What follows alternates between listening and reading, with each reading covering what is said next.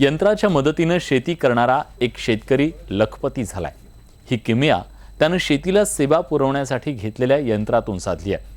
पिकांच्या काढणी लावणीपासून ते अगदी नांगरणीपर्यंतची सगळी कामं करणारे यंत्र या शेतकऱ्याकडे आहे। ऊस काढणी यंत्रासारखं महागडं यंत्रही त्यांच्या ताफ्यात आहे। या शेतकऱ्याची ही वेगळी यशोगाथा जाणून घेऊया। ऊस तोडणी आणि गाळप हंगाम संपल्यानं त्यांचा सांगता समारंभ साजरा करण्यात नेवासा तालुक्यातलं कुकाणे गावचं सुनील गोंडरेंचं कुटुंब दंग आहे। सगळं कुटुंब एकत्र जमून छोट्या ट्रॅक्टर पासून ते ऊस काढणीच्या हार्वेस्टर पर्यंत सगळ्या यंत्रांची पूजा करताय।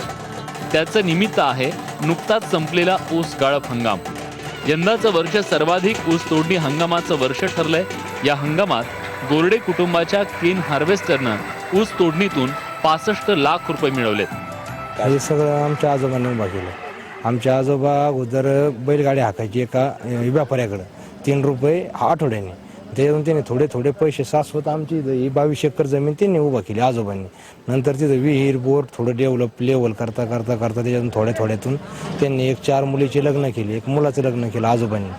मग त्याच्यानंतर आम्ही थोडं बागायती शेतीकडे वळू। त्याच्यानंतर सगळ्यात सुरुवातीला लाईटीच आमच्या आजोबांनी घेतली विहीर। पहिलं आमचं इंजिन होतं, मोठ होती, मग ते आजोबांनी त्याच्या थोड्यातून करत मग आम्हाला त्यांनी ऊसाच्या शेतीतून थोडं मग घरी पैसे साचवलेली होती, त्याच्यातून आम्ही याचं डाऊन पेमेंट भरून हे शुगर केन हार्वेस्टर घेतलं।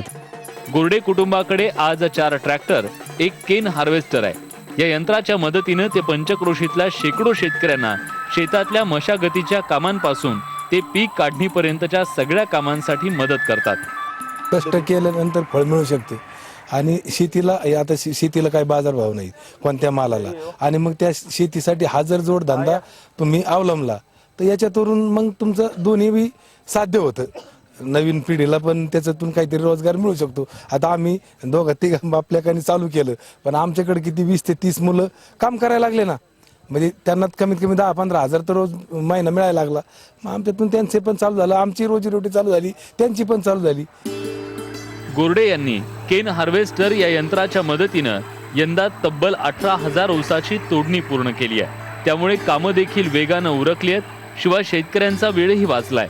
शिवाय गोरडेंनी या हार्वेस्टरच्या भरवशावर तब्बल 30 लाखांची कमाईही केली आहे। याच्या ऑपरेटरला साधारण 25,000 रुपये महिना आहे, आणि जे बाकीचे ट्रॅक्टर चालवतात त्यांना 15,000 रुपये। याच्यावर 20 ते 25 कुटुंब उपजीविका करू शकतात। आणि आम्ही 7 महिने तोडलं तर 7 महिन्यात सरासरी आम्ही 18,000 टन माल तोडला, तर आमचं सरासरी 65 लाखाचं काम झालं।